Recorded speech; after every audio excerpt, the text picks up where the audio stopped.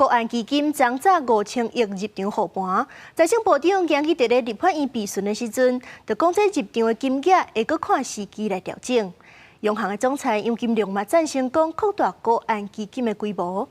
也若是这波股市是互真济民众受到冲击，金管会嘛表示会尽量提供协助。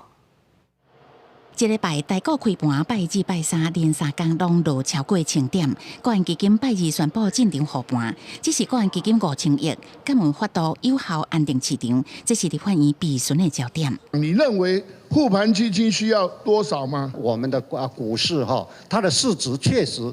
它是增加了将近是，对啊，增加是很多的。那你等于是杯水车薪嘛？这个可以考虑，不过对这个是国安基金它本身要。那你认为？那请问一下，评估了没有？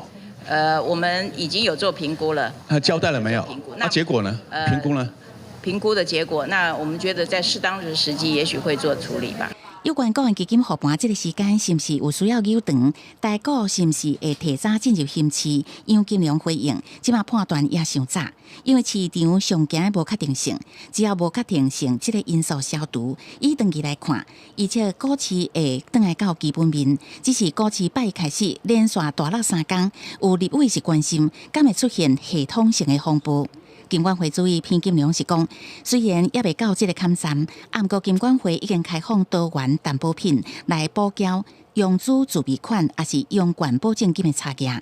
不过有一寡系统性这个问题，确实是无法度伫一时来解决。